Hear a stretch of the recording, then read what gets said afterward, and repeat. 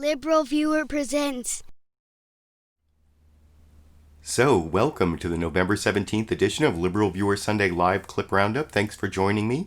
Give me a thumbs up, subscribe to my channel if you like what I'm doing here. Tonight I picked out the weekend's 11 best, most newsworthy clips from the Sunday morning news analysis shows from the big five corporate outlets of ABC, NBC, CBS, CNN, and Fox News, the so-called corporate media here in the United States, for which it'd be a really informative, educational, fair use media criticism and political commentary show for you all tonight. If you want to follow along on my clip list of my 11 clips, I put a link down in the video description to that. Impeachment is again the main topic I'm covering this week, and as you can see, I've gotten my Impeach Trump t-shirts, so you can finally have one if you like the one I'm wearing here. You can get one by becoming one of my patrons on Patreon at the $15 level, or even giving me a direct PayPal contribution of $15 with the shipping address and telling me if you want extra large, large, or medium. I got 48 of these. I think I've about 12 of them are committed right now, so there are another 36 or so still available. While supplies last, I'll be willing to ship them out to you at those levels. There's also a join button down below this video. It's somewhat more expensive as a YouTube membership to support the channel that way, because YouTube takes a bigger cut than PayPal or Patreon. But anyway, the Impeach Trump is the topic, or Trump Got Caught is the title I've given this week. It again looks virtually certain Trump will be impeached this year. There were more developments as the House held public hearings for witnesses Bill Taylor, George Kent, and Marie Yovanovitch. And it was, I thought, pretty gripping testimony for by political junkie standards, even though some people said it was boring, or some of it was boring. There was like the bombshell revelation of someone overhearing Trump talking to the EU ambassador Gordon Sondland at a cafe in Kyiv. I used to say Kiev, but everyone in the know seems to be calling it Kyiv, so I'm calling it Kyiv now. And that was one of the bombshells. That guy, David Holmes, testified in a closed-door deposition and will probably testify an open testimony later. George Sondland's testifying this week on Wednesday. Basically, Trump is caught, and it's all just unwinding. And Trump defenders have been flailing, as you'll see in many of the clips I'll show, mostly Republicans flailing. I'll have a couple good clips from Nancy Pelosi. There's one other Democrat, Sean Malone, but all the rest are flailing Republicans trying to defend Trump. And Bill Maher, for the political comedy clip of the week, I took part of his monologue where he, I think, made good fun of the Trump defenses and Trump defenders and you can see the entire Bill Maher monologue at a link down in the video description on the Real Time with Bill Maher YouTube channel. They put it there for free, at least if you're live in the right countries, I guess. But here is the minute and 15 seconds from that monologue that I wanted to talk about with you after we watch together over here. I see too many analogies on TV to Watergate impeachment hearings. This is very different. Watergate, Nixon said, "I am not a crook." Trump says, "I'm a crook, so what?" That's a very different situation we're in. They have no real defense on the facts. Their defense is, stop picking on the poor guy. Poor Donald Trump. He was born rich. He doesn't pay taxes. He dodged the draft. He got to be president in an election he lost. When is he going to catch a break?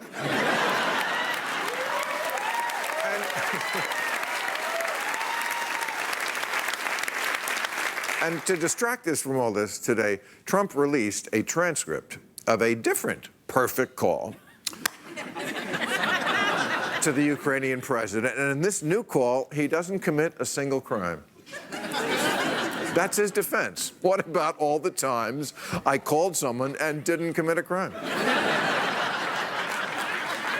This would be like Bill Clinton having the defense, "I'd like to enter in evidence this photograph of Monica Lewinsky not blowing me."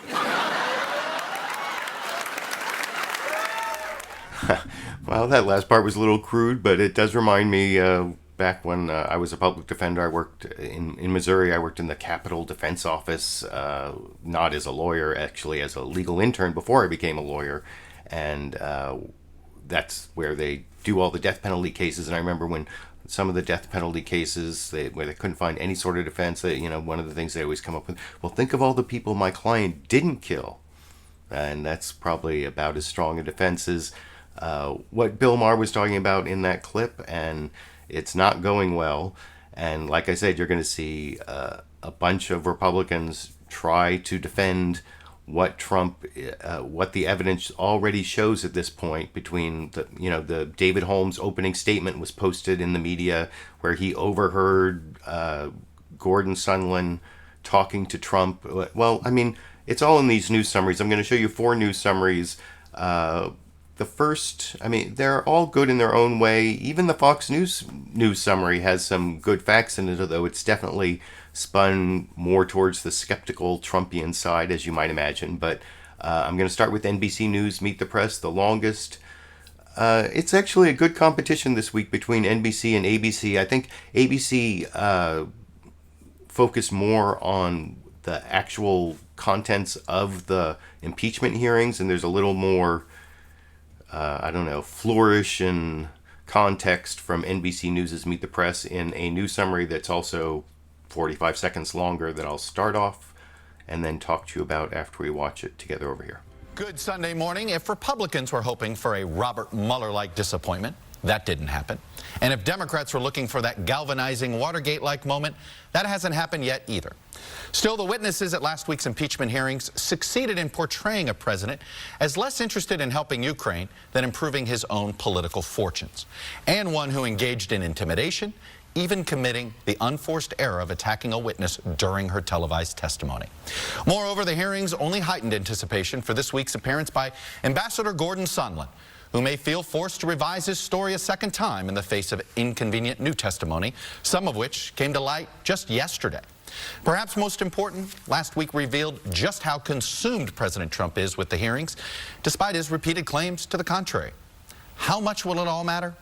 There's little indication that Republicans or Democrats in Congress were moved to change their minds one way or the other. But it is possible that while the hearings may have little effect on impeachment, they may have done more to damage President Trump's re-election chances next year. Impeachment to me is a dirty word. President Trump appears rattled as the impeachment inquiry consumes his attention and his presidency. Impeachment. Impeachment. Impeachment. Impeachment. Impeachment. The president has tweeted about impeachment more than 140 times just this week, even as he denies he is watching. I hear it's a joke. I haven't watched. I've been watching today for the first time. I started watching, and it's really sad when you... On Friday, the president attacked the former ambassador to Ukraine on Twitter as she was testifying. Everywhere Marie Yovanovitch went turned bad. She started off in Somalia. How did that go? Then fast forward to Ukraine. And now the president in real time is attacking you. What effect do you think that has on other witnesses' willingness to come forward and expose wrongdoing?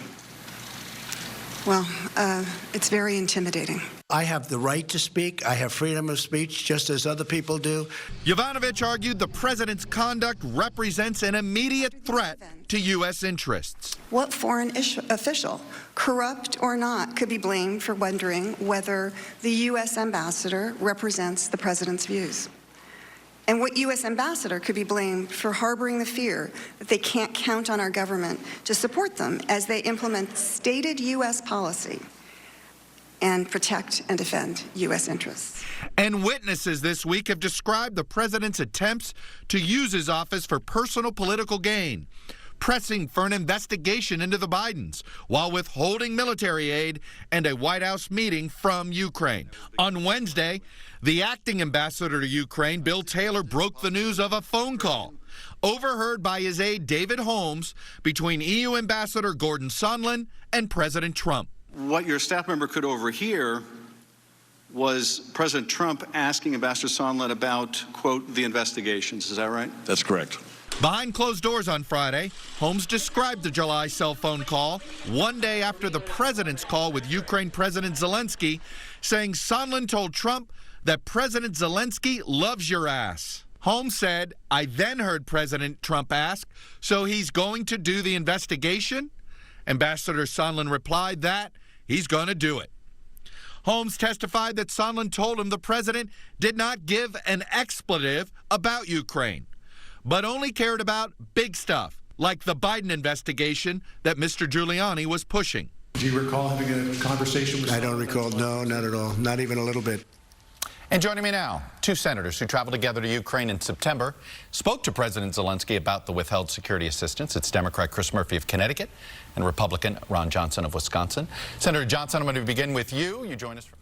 And I will have a Ron Johnson of Wisconsin clip coming up. If you're following along on my clip list, at the link down in the video description, Ron Johnson of Wisconsin is actually clip 10 of 11. So, and actually, I'm going to be criticizing Chuck Todd's cross-examination ability. I believe he doesn't cross-examine Ron Johnson as well as he did last time, where he really broke a lot of the criticism that I see, especially down in the comment section. A lot of people seem to think Chuck Todd is not a good interviewer, and I don't know. I think he's okay. I generally praise the NBC News Meet the Press news summary like you saw there, but that's not Chuck Todd. That's more the producers.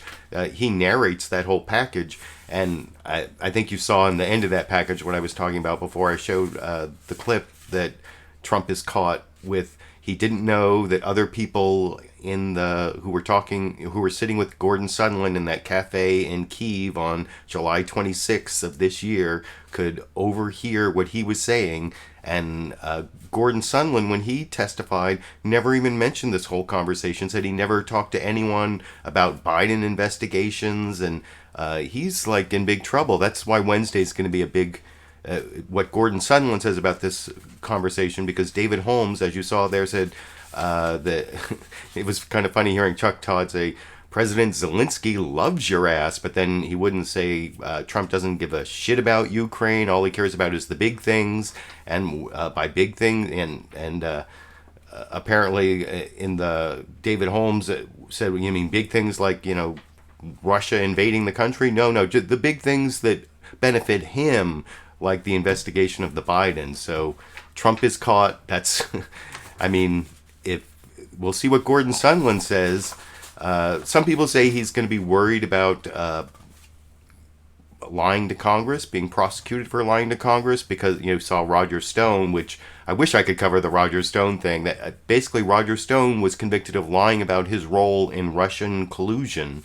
Russia, if you watched my video right after the Mueller report came out, that was one of the things I pointed to. Yes, there was evidence of collusion. It couldn't be prosecuted as a conspiracy because it involved WikiLeaks, and they have a First Amendment right to publish material if they're not involved with the Russian hackers. I don't want to go all the way back into all that, but Gordon Sondland may not have to worry about being convicted of lying to Congress because Roger Stone was being prosecuted by Robert Mueller, and we've got William Barr as the person who would decide whether Gordon Sondland should be prosecuted now, as far as I can tell. I mean, at least until after the next election.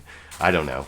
But like I said, this next news summary from ABC News' This Week with George Stephanopoulos is also very good. Like I said, I think it's better at focusing in on the facts that we've learned in the hearings in a shorter period of time, and I'll discuss that with you a little more. See, I can see my Impeach Trump t-shirt in the, I think, I like these shirts. I'm happy with how these shirts turned out, and I'm happy. They say we're supposed to be somber about Trump getting impeached, but I wouldn't say I'm gleeful, but I think finally some sort of consequence for all of the bad, immoral, unconstitutional shredding of the Constitution, abuse of power, crimes, mob-like behavior, wannabe mobster behavior, at least, well, anyway, this is starting to come out in the hearings, and like I said, the ABC news summary is with George Stephanopoulos, very heavily focused on what happened in the hearings, and I'll talk about that with you a little more after we watch together over here. Good morning and welcome to This Week. It was another week for the history books. For only the fourth time, Congress gavels in hearings to impeach a president. I now recognize myself to give an opening statement. The members of Congress reflected the raw politics of our time. Democrats are advancing their impeachment sham. If this is not impeachable conduct, what is? This process is unfair. The witnesses, diplomats from a different Washington. Another time. I have served proudly as a nonpartisan career Foreign Service officer. I'm not here to take one side or the other. Ambassador William Taylor surprised with news. A member of his staff witnessed a Trump phone call in which the president asked his hand-picked Ukraine emissary about the investigations. Following the call with President Trump, the member of my staff asked Ambassador Sondland what President Trump thought about Ukraine. Ambassador Sondland responded that President Trump cares more about the investigations of Biden, which Giuliani was pressing for. The GOP honed in on a simple defense: no harm, no foul. The two most important facts are the following. Number one, Ukraine received the aid. Number two, there was in fact no investigation into Biden. The Democrats' response: Trump released the aid only after he was called out by the whistleblower. The White House also learned that Congress now inevitably would learn about the complaint. It was less than 48 hours later that the military aid would be released. Wednesday's debate ushered in Friday's drama. The Ukraine ambassador fired by President Trump, Marie Yovanovitch, recalled the moment she read President Trump's description of her to President Zelensky. The woman. Bad news. She's going to go through some things. I was shocked and devastated. It was a terrible moment. A person who saw me actually reading the transcript said that the color drained from my face. I think I even had a physical reaction. I think, even now, words kind of fail me. The president pounced. As we sit here testifying, the president is attacking you on Twitter. And I'd like to give you a chance to respond. I'll read part of one of his tweets. Everywhere Marie Yovanovitch went turned bad. She started off in Somalia. How did that go? But would you like to respond to the president's attack that everywhere you went turned bad? I don't think I have such powers, not in Mogadishu, Somalia, and not in other places. I actually think that where I've served over the years, I and others have demonstrably made things better. Democrats suggested the president had just committed a new impeachable offense. Republicans scrambled to save a strategy trashed by Trump. You're tough as nails, and you're smart as hell. We are lucky to have you in Foreign Service. And when the gavel fell, we are adjourned. Something you rarely see on Capitol Hill, a witness exit to applause. And we are joined now by two members of the impeachment committee, Democrat Sean Patrick Maloney, Republican Chris Stewart. Thank you both for joining us this morning. Like I said, I'm going to have a little bit of the interchange between Sean Maloney and Chris Stewart. I almost said Patrick Stewart. Between Sean Maloney, because it's Sean Patrick Maloney and Chris Stewart. And they were the only Democratic House member and Republican House member who appeared together. I don't know if that's because only ABC wanted them to appear together, or they were the only ones who would agree to appear at the same time. And so that's why, other than Nancy Pelosi, the only other Democrat I'm showing is Sean Maloney. And that'll be coming up after the next two news summaries. Now, like I said, I thought that one was really well focused on like the point-by-point, moment-by-moment developments in the hearings. These next two video clips from CNN and Fox News Sunday, they actually mention the other big setback that Trump had this week, the political setback, in where Republicans lost the governor, or could not win the governorship of another red state after losing the governorship in Kentucky. Was it last week before?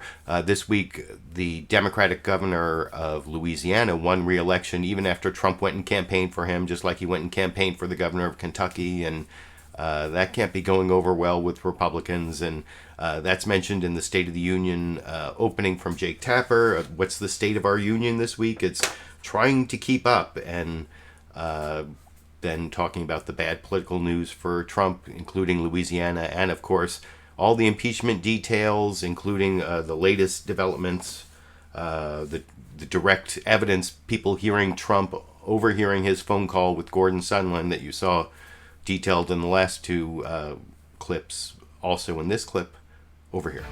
Hello, I'm Dick Tapper in Washington, where the state of our union is just trying to keep up. After a difficult week, President Trump is waking up this morning to some not so great news politically. Democrat John Bel Edwards has narrowly won re-election in Louisiana as governor, despite President Trump putting his full support behind the Republican challenger and traveling to the state to campaign twice in the past 2 weeks, trying to make the Louisiana race a referendum on impeachment.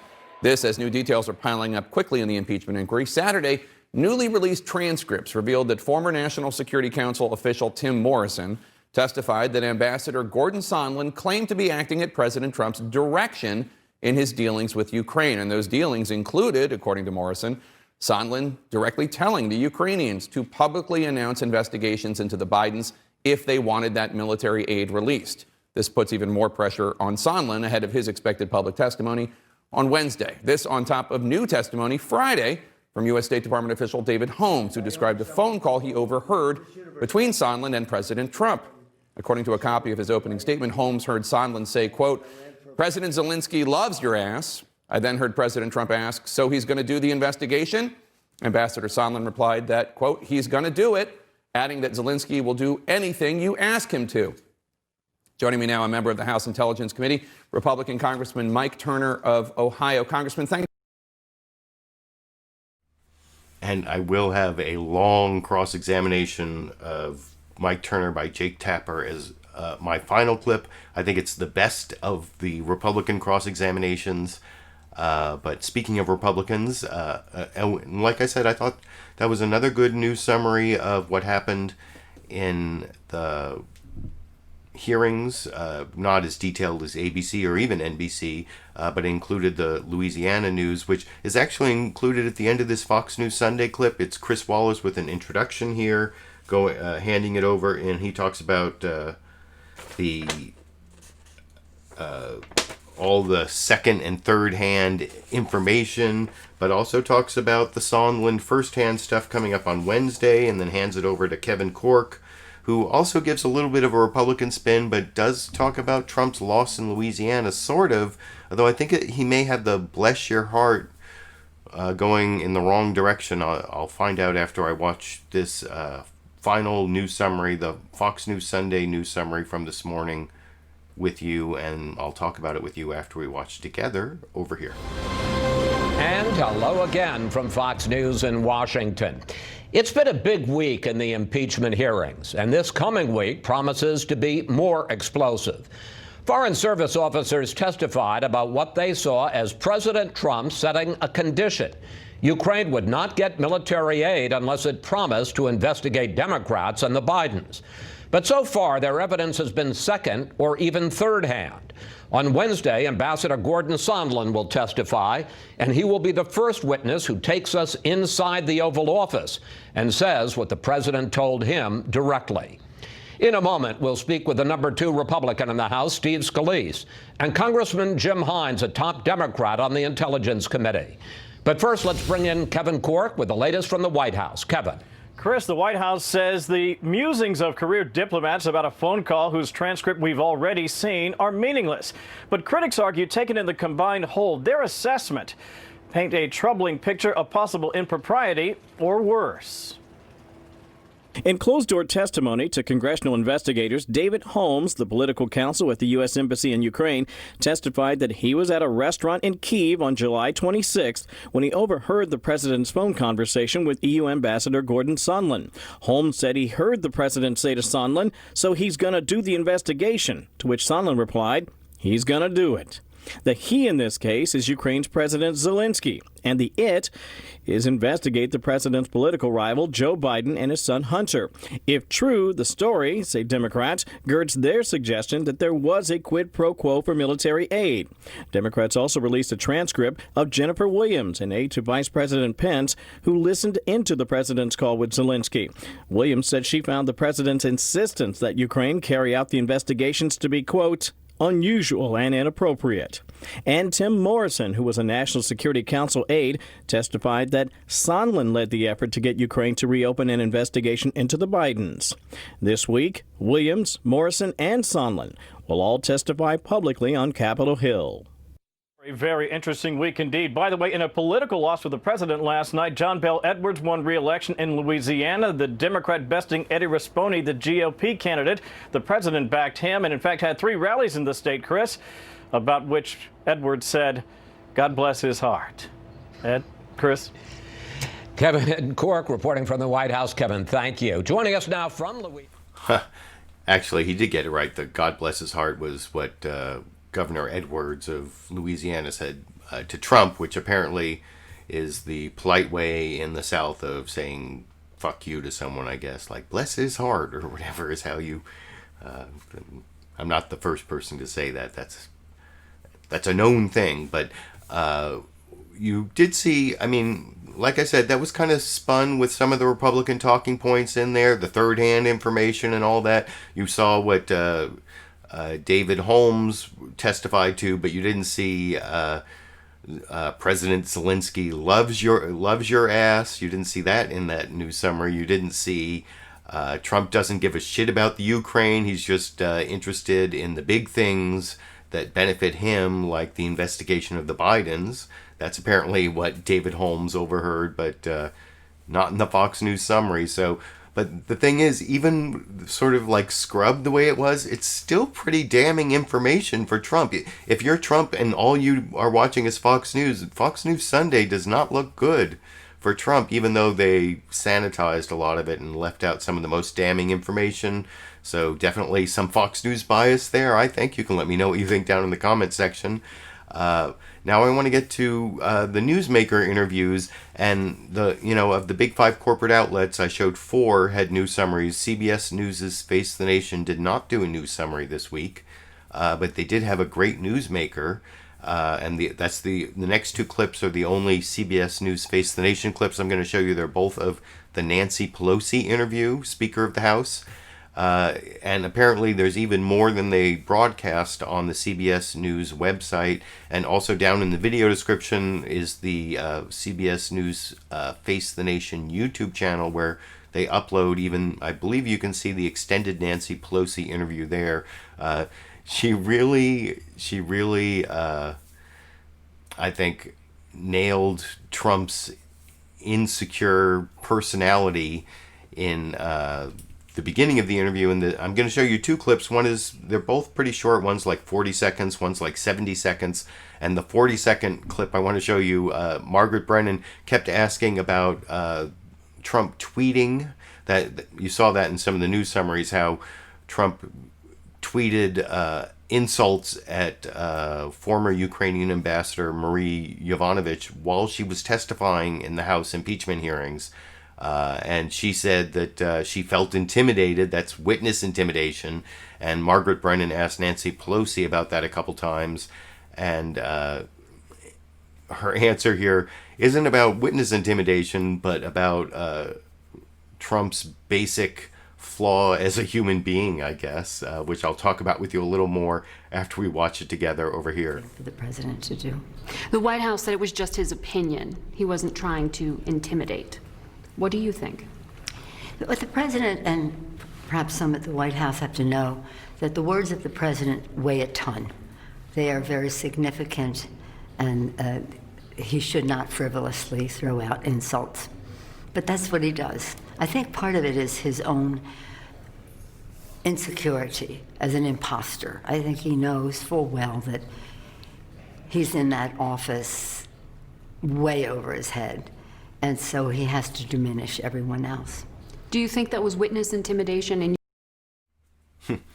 So I don't know. What do you think? Does Trump suffer from imposter syndrome? He seems too confident, but I don't know. Maybe like when he's alone by himself in the White House, in the West Wing, obsessively watching his mega TiVo with political pundit shows on them. Does he get insecure? Is he basically feeling like he's over his head? I don't know.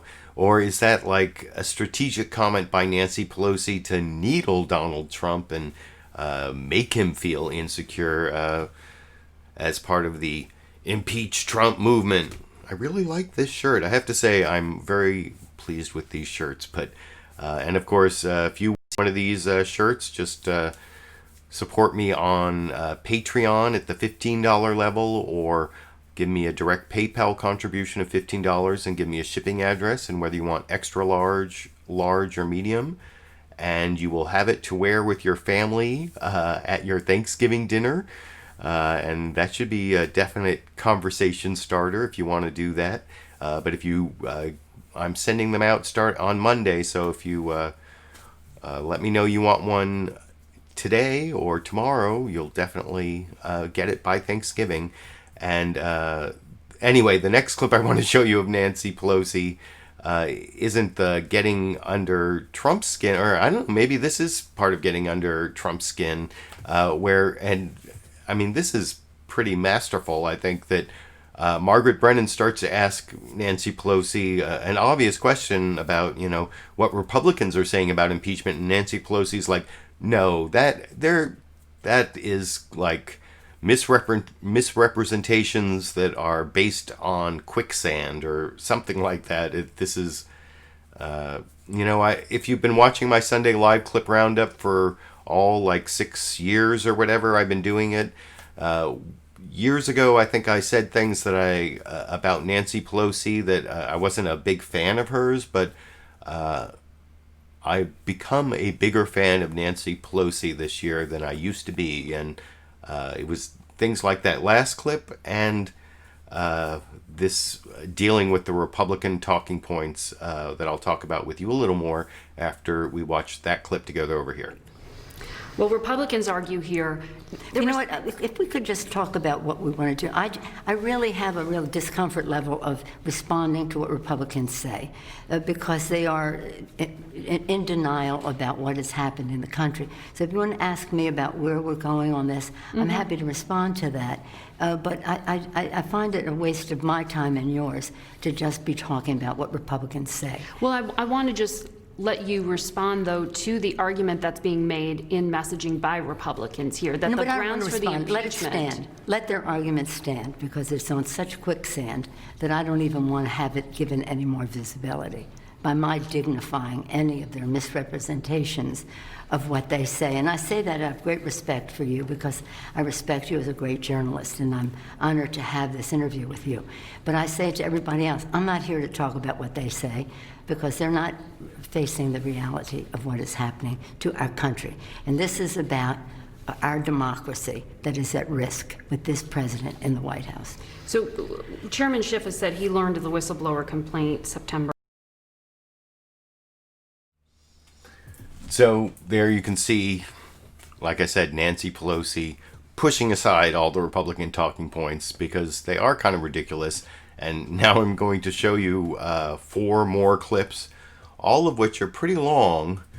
They're like all in the, well, except for the Chuck Todd cross-examination of Ron Johnson of Wisconsin, which was not very effective.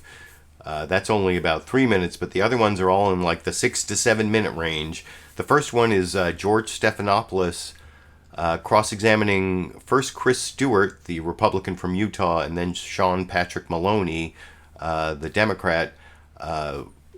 They actually get into a little bit of a back and forth, which I think is useful. And the only reason I'm including a Democrat is because I think actually Sean Patrick Maloney and George Stephanopoulos together do a good job of destroying Chris Stewart's Republican talking points in this clip from ABC News This Week with George Stephanopoulos this morning that I will talk about with you a little more after we watch it together over here. This morning, Congressman Stewart, I want to begin with you, but there have been some new developments since Friday's hearings. You have that testimony of David Holmes, who was with Ambassador Sondland as he talked to the president about getting the Ukrainians to investigate the Bidens. Also, Tim Morrison, a White House official who testifies that Ambassador Sondland was acting at the direction of President Trump when he spoke to the Ukrainians about exchanging military aid for political investigations, testified that Sondland spoke to President Trump at least 5 times.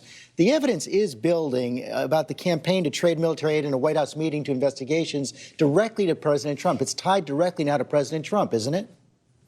Well, I disagree with you, George. I don't think the evidence is building at all. And I'm being sincere in this. I think the evidence is crumbling. I think the Democrats know they're in trouble on this, which is why we keep moving the goalposts. We went from some supposed quid pro quo and as you said, tying these investigations to withholding military aid, but we know that didn't happen. And now Ms. Pelosi comes out and says, well, we're going to impeach and remove the president for bribery. But, you know, we didn't play this clip where I asked the ambassador, do you have any evidence at all that the president committed bribery or was involved with that? She said, no. Do you have any evidence at all that the president did anything criminal or illegal? And the answer is no. And again, I think the longer these hearing goes on, I think the less the American people are going to support impeachment because I think the evidence just doesn't support it. Evidence crumbling? Well, of course not. The evidence is building. And let's get real clear on what we're talking about here. What we're talking about here is that the President of the United States used taxpayer-funded military assistance to pressure a foreign leader to help him in his re-election campaign. That is solicitation of a bribe, and that is an impeachable offense listed in the Constitution. And sadly, my friend Chris Stewart is going to get his wish this week when we get testimony from Ambassador Sondland, who at the president's instruction told the Ukrainians either go to a microphone and announce an investigation of the Bidens, or there will not be military assistance. That is solicitation of a bribe. Yeah, I want to pick up on Ambassador Sondland and bring this to you, Congressman Stewart, because Ambassador Sondland's original opening statement, he said, and I want to show it up on the screen right now, I recall no discussions with any State Department or White House official about former Vice President Biden or his son, nor do I recall taking part in any effort to encourage an investigation into the Bidens. You have multiple witnesses testifying that, in fact, he did indeed know this was about the Bidens and said so. Do you believe that it's possible that Ambassador Sondland perjured himself in his first testimony? No, I think this is a pretty simple example where people come back and clarify their comments. It happens all the time, by the way. And I think that he felt like he needed to be more clear. But I got to go back to something that Sean said, and that is, you know, the evidence is building. It just simply isn't true, which is, again, why we keep changing the goalposts. We've gone from quid pro quo to bribery. And we know, look, those of us who work in national security, as I do, sitting on the Intel Committee, former Air Force pilot, we heard as early as April and May that they may withhold this foreign aid. Why? Because we had a new president in Ukraine. We knew nothing about him. He came out of nowhere. We didn't know if he was a good guy or bad guy. We didn't know if he was going to support U.S. interests. It was perfectly appropriate to say we should investigate him. And when they talk about the investigation, they're not talking about investigating Mr. Biden only. They're talking about investigating corruption broadly, which is a perfectly appropriate thing to do. Well, that is true, but you know the evidence shows that in the April phone call, the president, in fact, didn't bring up corruption, that in the July phone call, he brought up only the Bidens and the Crowdstrike conspiracy from 2016. But more to the point, and I want to get to this because you talked about this being discussed back in April and May, but it's also a fact that in May, the Defense Department certified that the Ukrainians had met the conditions for fighting corruption, so the aid could be released. That is true, isn't it? Yeah, but that was on a process based on the previous year. And again, we had something new. We had a new president, an entirely new administration in power now. Well, except the president had come in April, and this was late May. But Congressman Malone, let me bring you something to you, because this is something else that's come up. You and the Democrats have been talking a lot more about bribery in the last couple of days, and I think it was the Washington Post that reported that you did this after having focus groups determine that bribery was a more salient, that broke through in a better way. Why necessary to have focus groups if you're just supposed to be following the facts? George, I haven't done any focus groups. What I'm telling you is that Quid pro quo is Latin for bribery. And the fact is that we're talking about abuse of power. We're talking about a number of crimes. You could talk about a felony for soliciting a thing of value from a foreigner in a U.S. election campaign. You could talk about extortion. You could talk about bribery, you bet. And the founders listed that as impeachable in the Constitution. And my friend Chris, of course, has a version of the so what defense. Oh, it happens all the time. But I'm telling you, so what is where our democracy goes to die. We have seen the president, in his own words, clearly focus on the Bidens. His chief of staff came out and told us all why they withheld the military aid. Chris, Mick Mulvaney said it was a quid pro quo, one of 3 reasons he specifically mentioned. And he said, get over it. We do it all the time. I mean, Ambassador Sondland did it at the instruction of the president. We're going to see Bill Taylor, who confirmed it, Tim Morrison, who witnessed the Sondland conversation with the Ukrainians. And if my friend Chris Stewart needs more direct evidence, then Chris, will you join me in calling on the State Department to produce the mountain of evidence, emails, notes, call records, calendar entries? They could produce that tomorrow. Our committee has subpoenaed them. Will you join me in calling on the State Department to produce the evidence? You bet, because I don't think there's anything there at all that is going to implicate the president. If, Sean, great, you will join with me in calling to hear from the whistleblower, we could protect his anonymity. And actually, it goes on from there. I'm not showing you the entire interchange between the two of them. You can watch the entire thing at a link down in the video description to the ABC News This Week with George Stephanopoulos web page. I think if you have cable, they let you watch it immediately if you tell them your cable company, but otherwise you have to wait several days before it becomes available free on the internet.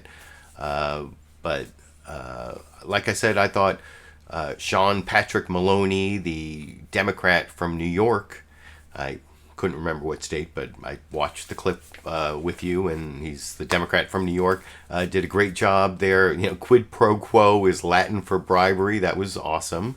And he did talk about how Trump solicited a bribe. If you want to know more about that, watch my live stream or non-live stream. I'll talk about why this isn't a live stream at the end of the video. If you're wondering why I had to record and upload this video, I'll talk about that at the end also. If you watch my video, Sunday live clip roundup from last week, I talked, Trump asked for a bribe. He solicited a bribe under 18 U.S. Code Section 201. It's illegal for a public official, like the President of the United States, to ask for something of value in exchange for an official act. That's soliciting a bribe, and it's bribery under 18 U.S.C. Section 201.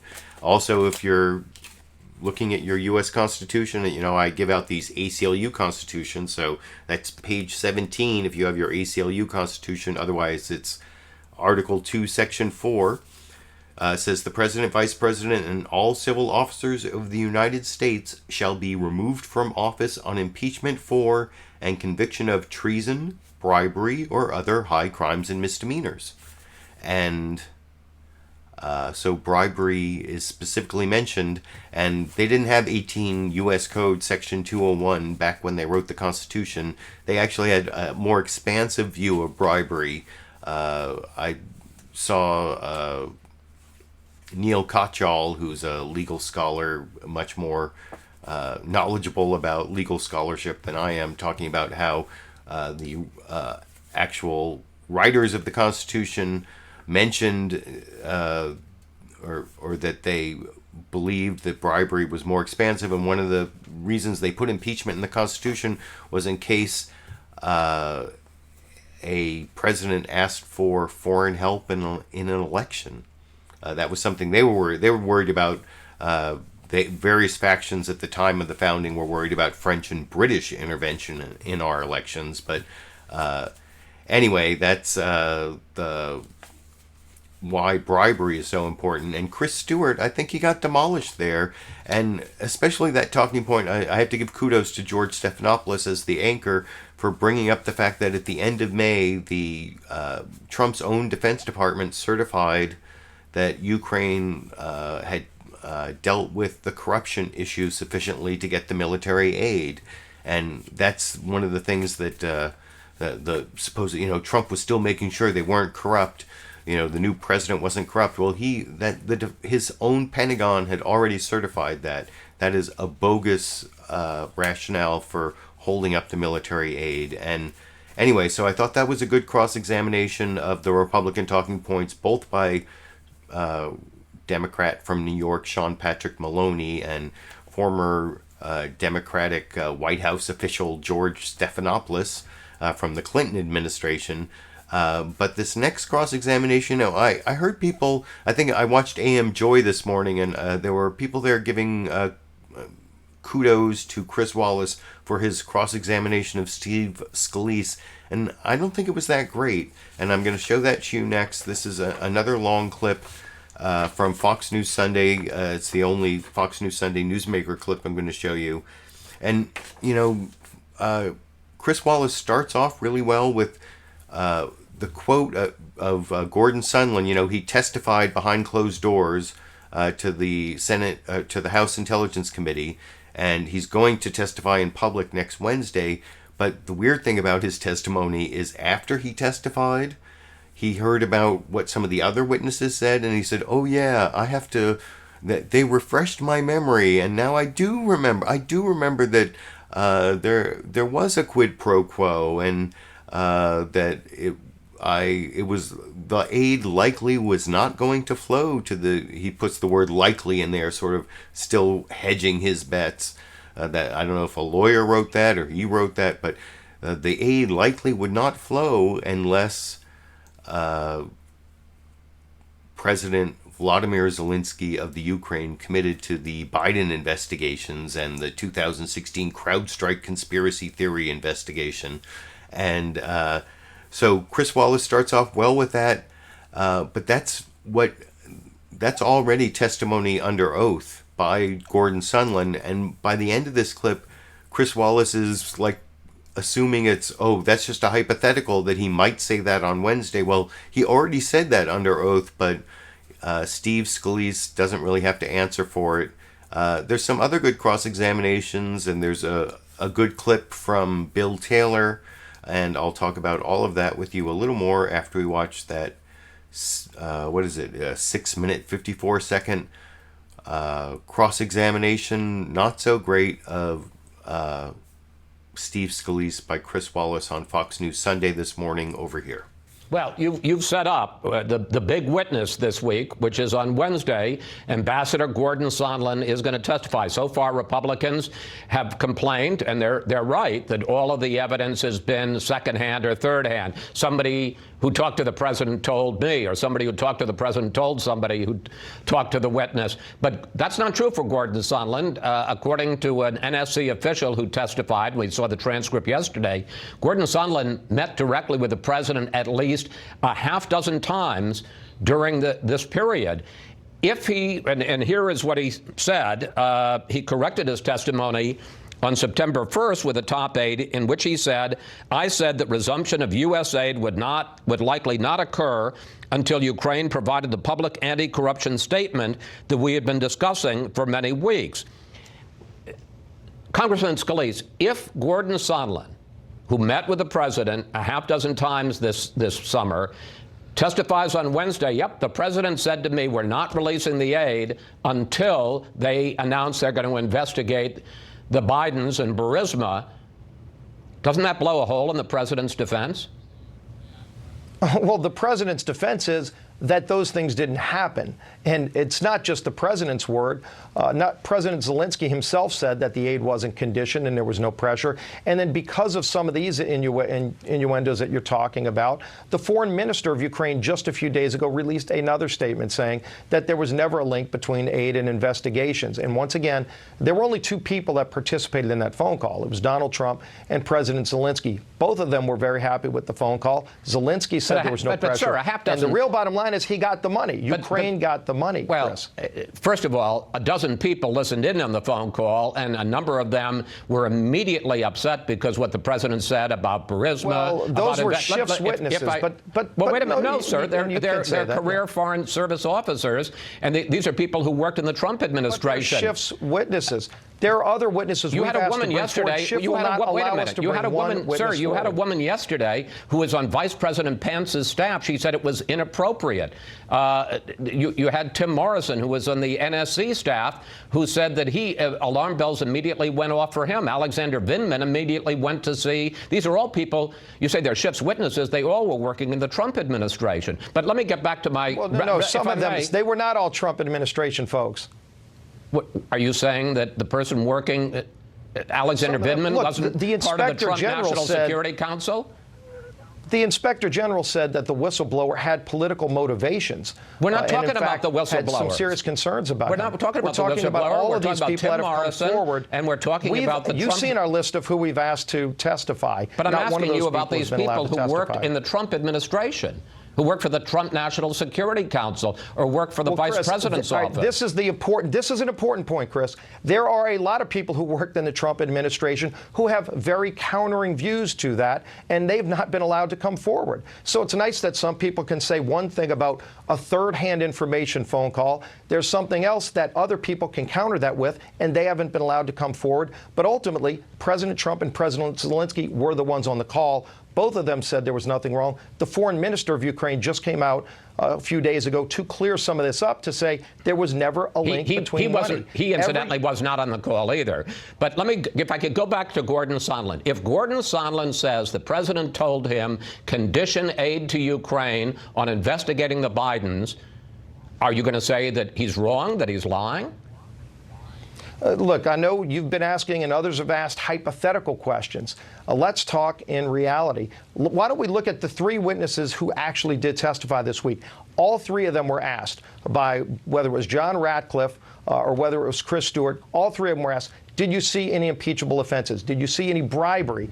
Any of that? Not one of those things were mentioned. Not one person said they saw a crime committed. Sir, with That's all what due this is respect, about, with isn't all, it? with all due Removing the respect, president. that very badly mischaracterizes what they said. They were asked, William Taylor, for instance, the acting ambassador in Ukraine, was asked whether or not these were impeachable offenses. He said, I'm there as a fact witness. I'm not there to pass judgment. But he made it clear what he thought about what the president was doing. Here he is. To withhold that assistance for no good reason other than help with a political campaign made no sense. It was counterproductive to all of what we had been trying to do. It was illogical. It could not be explained. It was crazy. He said withholding military aid to help with the president's political campaign was crazy. And the problem with that is it didn't happen, Chris. The Ukraine foreign minister, based probably on some of that testimony, said it didn't happen. Zelensky said it didn't happen. And those are the people directly involved. You can bring out people that have third and fourth hand information. I thought this was supposed to be about finding facts. And if they're going to try to impeach a president of the United States, shouldn't it be based on something that actually happened versus one person's opinion of a third hand conversation? Well, okay, that's all right. really what this is all about. You raised the question that I had raised, a hypothetical, and I think that's fair, sir. Are you saying, though, because Gordon Sondland was a direct witness, he spoke to the president in the Oval Office, are you willing to abide by whatever Gordon Sondland says happened? Abide by Gordon Sondland. I abide by what the president did and what President Zelensky actually received. President Zelensky received the money. Barack Obama wouldn't give that money, by the way. But, sir, I mean, President Trump you're right. President Trump has been much tougher in terms of in terms of giving aid to Ukraine than President Obama was. But President Trump released the aid 2 days after the whistleblower complaint went public. Well, President Trump released the aid after he made sure by law, by the way, and Pelosi voted for that law, Schiff voted for the law that requires that he ensure that corruption is being rooted out before taxpayer money goes to a country like that. Okay, I got two more questions. I got 2 minutes, so I'm going to ask you to squeeze if you can. We mentioned at the top the president's decision on Friday to clear 3 members of the military who had been accused. And the Trump pardon of the war criminals was actually discussed in a substantive way, both in that interview and later on the panel, in a way that I I have to give kudos to Fox News for doing that, because that was one of the horrible things. There are all these things that are always happening from the Trump administration that don't get covered because there are so many worse things happening in the Trump administration. And that was one thing that did get a little coverage on the Sunday morning news analysis shows. But I also showed that to show that Chris Wallace did not follow up with what you saw in the previous clip about how he let Steve Scalise get away with saying, oh, well, Trump released the aid after he was sure that there wasn't too much corruption in Ukraine, even though the Pentagon had certified back in, what was it, April, May? I can't. And they only took like a week. I read about this in one of the statements, one of the opening statements, about how quickly the Pentagon certified that the corruption problem was taken care of sufficiently to allow the aid to flow, and that was in late May, or no, that was in April. And then anyway, that did not come up in the Chris Wallace cross-examination of Steve Scalise. And you notice how he started off with what Gordon Sondland actually said about there being a quid pro quo, and by the end of the clip, or two-thirds of the way through the clip, he was letting Steve Scalise get away with saying, oh, well, it's hypothetical if Gordon Sondland's going to say that. We'll have to wait and see. But he actually already did say it. And so that's my criticism there. I have two more clips. The Jake Tapper one at the end is a good cross-examination. Oh, and then I have a very brief Dash and Sandy clip at the end. But before that, I want to show Chuck Todd on NBC News' Meet the Press, who starts off kind of like Chris Wallace with a good confrontational question to Ron Johnson of Wisconsin about the way he seemed ready to impeach Hillary right before the 2016 election by claiming that Hillary's emails were high crimes and misdemeanors, even though she's been exonerated on that. But after the very first confrontational quote of Ron Johnson, after that, the cross-examination from Chuck Todd is pretty poor. And I don't even know if Chuck Todd found the quote. It's probably one of his producers came up with the initial question here, and I don't think Chuck Todd followed up very well on it, as I'll discuss with you. This is a shorter clip. It's under 3 minutes, and I'll talk about it with you after we watch together over here. Let me ask you this. Now, let me ask you this. You're the one that brought up this idea that impeachment was something that the left wanted to do immediately. I'm going to quote from you, sir. November 1st, 2016. You're asked about Hillary Clinton, and you said this before the election. She purposely circumvented the law. This was willful concealment and destruction. I would say yes, high crime or misdemeanor. You were talking about impeachment before that election with Hillary Clinton. How should viewers not look at what you're doing here and you're just reacting as a partisan, that if Trump were a Democrat, you'd be ready to convict him? First of all, understand that's before an election. I'm trying to hammer out the political differences before an election. And by the way, I completely agree with that. I mean, we've been investigating the whole Hillary Clinton email scandal.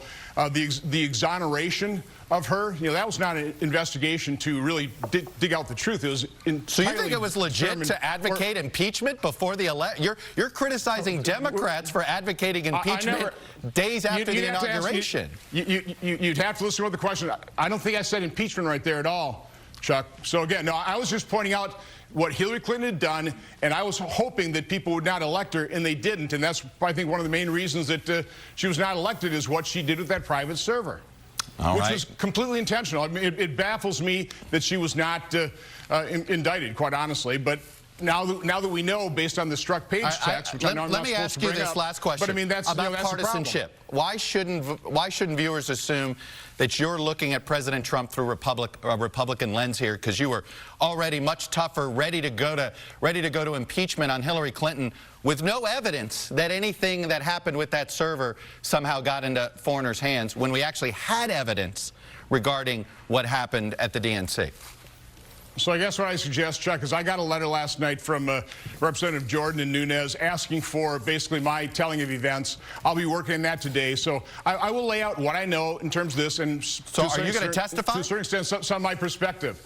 Now, you know, they're not going to call me because certainly Adam and Schiff wouldn't want to be called by the Senate. There's going to be a separation there. But I think I will reply to that, and I'll supply my telling of events, which is difficult to do in 8 or 10 minutes on a show like Fair this. enough. But, you know, Chuck, going back to, we are a divided nation. I am highly concerned about that. I know you are as well. We need to start understanding the other person's perspective, and that's what's not happening right now. Senator Johnson, Republican from Wisconsin, thank you for coming on and sharing your views, sir. I appreciate it. And I don't know, Chuck Todd loves saying Ron Johnson or Johnson and Wisconsin in the same sentence, but he got kind of distracted by like a shiny object there at the end. You know, he multiple times he talked about how Ron Johnson had mentioned that Hillary Clinton had committed high crimes and misdemeanors right before the election, like getting ready to impeach Hillary before she was even elected. And by the end of that clip, he was letting Ron Johnson get away with saying, oh, well, I never said impeachment. He just said high crimes and misdemeanors. Of course, if you're looking at Article 2, Section 4 of the Constitution, impeachment for and conviction of treason, bribery, or other high crimes and misdemeanors. So high crimes and misdemeanors and impeachment are all together in the same sentence of the Constitution. That was kind of bogus. But then when he mentioned how he's getting his testimony together, all of a sudden Chuck Todd got distracted and asked him about that and didn't even follow up. So I thought that was kind of poor cross-examination. You know, it started off with like a good point, and you know how he talked about the divisiveness of impeachment at the end there too. That was if you want to see the whole interview, I didn't show a part where Ron Johnson of Wisconsin complained about how, you know, this whole impeachment inquiry is revealing things that Trump did that shouldn't be publicly revealed, and that's kind of bogus too. After I picked out my clips, I noticed that clip that I didn't pick out had gotten a lot of play, so I wanted to mention that. And now, before I end the show, or actually I have a brief Dash and Sandy clip to end the show after this. Oh, and there's Dash.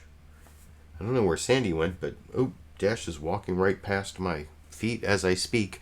But I will have a Dash and Sandy clip after this final news clip, almost 7 minutes long. This is Jake Tapper, I think, doing a great job cross-examining Representative Mike Turner, who is another one of those Republicans on the House Intelligence Committee. He, I don't think, did a great job during the hearings this week, and his defenses of Trump are pretty feeble, flailing, as I've been talking about throughout the show. And I think you're going to see Jake Tapper really destroy pretty much all of the Republican talking points, which I will discuss with you a little more after we watch that final news clip together for my Sunday live clip roundup.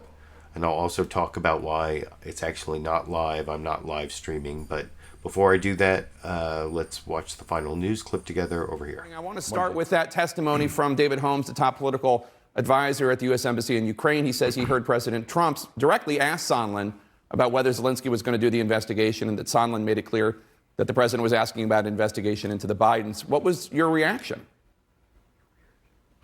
Well, the travesty here, Jake, is that this is testimony that's continuing to happen down in the basement of the Capitol, and that's not public. You should be playing the tape, not leaked transcripts to you. As you know, I'm currently under a gag order because the way that Adam Schiff is doing this in secret, you don't have the actual testimony, and I can't comment on it. But let's say this first off, because I think this is important. You know, clearly, we all understand that Zelensky, President Zelensky of Ukraine, would not do anything for Donald Trump because obviously the investigations never happened.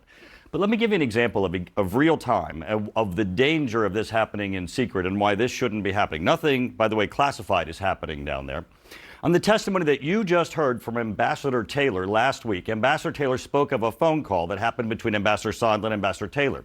It was a phone call that was of much speculation in the media and much leaks were about it, and that's where they had been texting, and Ambassador Sondland said, "Call me." many networks, including your own, reported that this was, scandalous and that he was trying to hold back the information as to what the conversation was. When in fact, Sondland had already testified down in the secret chamber that the reason why he said, call me, wasn't nefarious. He just didn't want to continue typing. And Ambassador Taylor last week confirmed that once they got on the phone together, that Sondland reported to Taylor that there was no quid pro quo. But yet there were days of reports that that text was going to be the smoking gun. And the reason why you didn't know that although Sondland had already testified is because this is happening in secret. And Jake, this should not be happening in secret. Okay, so you have an issue with there being private depositions, even though, of course, that's how Republicans ran the committee when they were in charge as well. But beyond that, sir, I'm just asking you to address the substance. Actually, no, we did classified ones, but you should have a problem with it, Jake. You should have a problem. I like all the information. Of course, I like all the information to be in the public, and I'm happy that they're releasing the transcripts, and I'm happy that they're having the hearings in the open in the public now. Absolutely 100% more transparency, please. That said, reruns. I'm asking you to address the substance of what David Holmes said he heard, which was President Trump telling Gordon Sondland, so he's going to do the investigation. That must alarm you. Well, I can only comment on the portion which is public, which is, Ambassador Taylor in his opening statement last week referenced this phone conversation. So I'll talk about what Ambassador Taylor said because under the gag order from Adam Schiff, I'm not able to talk about what David Holmes said. So what Ambassador Taylor said is that the aide had overheard the word investigations. Now, as you know, you've personally watched Donald Trump at a microphone say that he thought that Ukraine should undertake an investigation of Burisma and of the Biden's connection to that. So you actually know as much as he does. There's not so scandalous about the fact that he claims to have overheard this conversation, which happened the day after the conversation with President Zelensky. That conversation, which you have the readout of, the actual words of the president, and he's confirmed, is the same thing. So he offers nothing new. He offers the same information, still no quid pro quo, still no smoking gun, still the same information. But yet, according to the Democrats, because they're leaking information to you, it's a bombshell. Well, I mean, Gordon Sondland, according to Tim Morrison, who testified, whose transcript was released on Saturday, so you can talk about it. There's no gag order. It's been released. Tim Morrison said that Sondland went over to Yermak, one of the top aides to President Zelensky, came back and said, and this is Tim Morrison saying, Sondland, quote, related to me that the president was giving him instruction. Sondland and Mick Mulvaney, they both report to the president. And according to Sondland told Yermak, if you want this money released, publicly announce these investigations. So does that not alarm you? Well, of course, all of that is alarming. And as I've said from the beginning, I think this is not okay. The President of the United States shouldn't, even in the original phone call, be on the phone with the president of another country and raise his political opponent. So, no, this is not okay. But if you look at Sondland's testimony, which is also public, he says that the direction that he received from the President of the United States was no quid pro quo. And then, in fact, that he said he wants nothing. He just wants him to do the right thing. So Sondland actually testified. And this is the first time, by the way, that you have direct testimony of someone speaking to the president and relating what the president has said. And what he says directly contradicts these statements that are largely hearsay of someone saying, I heard from someone else who heard from someone else. When you ask Sondland, and you've got his testimony, I think it's around page 124, he actually says, I was told by the President of the United States, I want nothing, no quid pro quo. I just want him to do the right thing. So we'll all have to wait for Sondland's testimony, which is direct testimony, not testimony of somebody who says they heard from somebody else that somebody else said something. And I hope Sondland tells the truth because he had to amend his deposition. I hope everybody tells the truth. And what I really would like is that the people who are leaking information to you guys tell the truth, because story after story happens where you report what happened in transcripts, and then when they come out, they don't match because they're not being straight with you.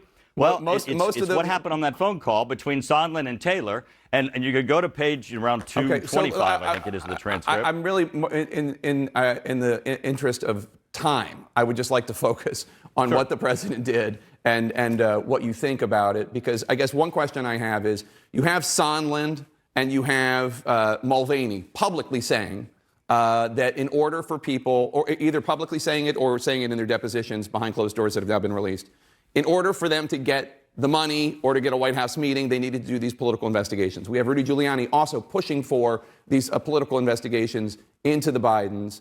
Do you think that Sondland... Actually, you don't have that. You don't have that. Because you actually have the testimony of Sondland where he says the opposite, Jake. He says the opposite. No, he says that President Trump... Well, that's another thing that's interesting. He says President Trump says there's no quid pro quo. Tell them there's no quid pro quo, but they need to do such and such. So just saying that something isn't a quid pro quo when you are then demanding that someone says or does something doesn't vanish, doesn't make the quid pro quo inherent vanish. Do you really think that there are no Ukrainians who are under the impression... Let me just ask you this question, please answer it. Do you really think there were no Ukrainians who were under the impression that they needed to publicly announce these investments?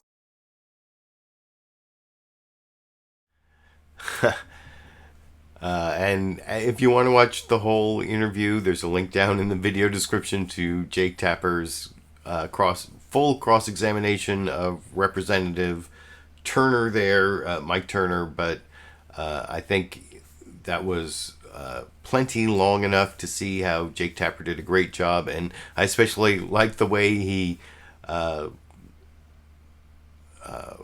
rebutted Mike Turner's claim that Gordon Sondland saying President Trump was very clear that he wants no quid pro quo. He just wants them to do something for what he's going to do.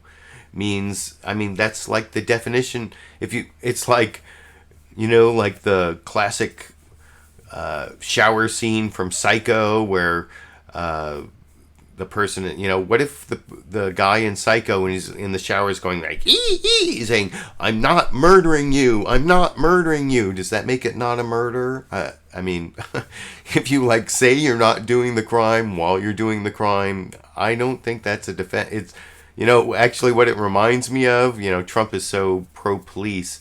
He's done a lot. He's gotten all these police endorsements, and he's told the police, you know, you shouldn't be so nice with their heads. And but one of the things you see police do when they're engaging in excessive force, they'll do this thing where they say, stop resisting when the guy's not at all resisting. And that it kind of reminds me of that a little bit. But you can let me know what you think down in the comments section. I apologize to my live stream viewers. That's the final news clip. I keep getting this error on my, I'm recording this using my Wirecast software. And actually, after having this problem last Sunday, I contacted Wirecast support. Oh, Dash and Sandy again. And they could not duplicate my error that I got last Sunday. I couldn't duplicate my error and I've checked multiple times during the week. If you're hearing noise, it's my cat Dash walking around on the papers. But like all week, there was no problem with my Wirecast software connecting up to YouTube. Even this morning, Sunday morning, I checked again. I keep checking over. It's like almost OCD. I wanted to make sure it wasn't going to happen again. And then sometime around, I think it was like 1 or 2 p.m. Pacific time, I started getting this stupid error on my Wirecast software, like error requesting user profile from server, which basically is saying that my Wirecast software won't connect up to YouTube. And I don't know why it's happening just on Sundays. Emotionally, it feels like YouTube is targeting me. They're like making Wirecast not connect to YouTube just during those few hours when I live stream every Sunday. YouTube hates me, but I know it's actually it's not targeting me. It's something. It might have to do with the switch over to the new live control room, but I'm pretty sure. Last Sunday I spent hours and hours doing all sorts of different things trying to fix the problem. And then Monday morning, it just spontaneously fixed. And I contacted Telestream Wirecast support, and they couldn't duplicate the problem. I couldn't duplicate the problem. So it's something YouTube is doing, and I don't know what it is. I'm pretty sure it's something YouTube is doing, not targeting me, but just some greater YouTube who can understand the wisdom of YouTube? Certainly not I, certainly not any mortal, not any single mortal human being. But anyway, I just wanted to explain that glitch, and hopefully I contacted YouTube support through chat, so I immediately talked to someone, and they said that I would be hearing back within 24 hours, so hopefully by next week I'll be able to live stream and interact with my live viewers again. I will be premiering this video as I'm recording it, and then I'll be premiering it like I did last week. Last week I fell asleep before it actually premiered. Maybe this week I'll actually be able to interact with you in the live comments. We'll see. I've been working on this for 8 or 10 hours a day, so 8 or 10 hours all day on Sunday, as I have been doing for the last 343 Sundays. So if you want to support that effort on my part, there are links down in the video description where you can give me direct contributions on PayPal. You can become a patron on Patreon, or now there's a join button under this video where you can support my videos through YouTube at various different levels, including at levels where you can get this wonderful Impeach Trump t-shirt that is very comfortable to wear.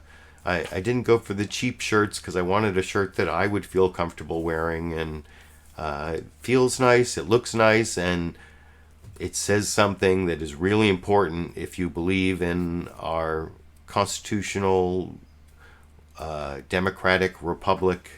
I have always been a big believer in the U.S. Constitution. I don't want to see it shredded. So anyway, those are my comments on my political commentary on the newsmakers, my media criticism on the pundits. Jake Tapper did a good cross-examination. George Stephanopoulos and Sean Patrick Maloney combined did a good cross-examination of the Republicans. Chris Wallace and Chuck Todd this week, not so much, sorry. But before I finish the program, I do want to give you a bonus Dash and Sandy clip. I actually had a 4-second one from earlier, but now during the show, Sandy's come and is lying down there, and I got this interaction of Dash and Sandy in front of my constitutional law book that's over there in the corner by the doorway, and you can see that Dash and Sandy interaction for the final clip of the show over here.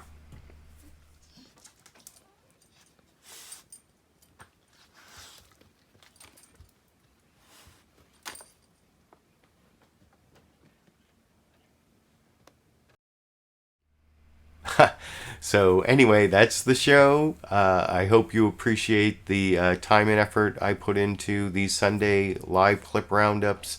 I appreciate my live viewers most weeks. Unfortunately, not this week and last week. I haven't had a chance to read what you're saying as I'm broadcasting. I hope you've been posting your live comments along the way, and maybe I stayed awake long enough to interact with you while that happened, and hopefully next week it'll be a real live stream, a real Sunday live clip roundup. I may do an impeachment live clip roundup, since it won't be in the few hours that apparently YouTube is prohibiting me from live streaming. And then, of course, Wednesday is Gordon Sondland's testimony, which could actually determine the outcome of the Trump presidency. And also on Wednesday is the MSNBC debate in Atlanta of the Democratic candidates hoping to take over the presidency from Trump.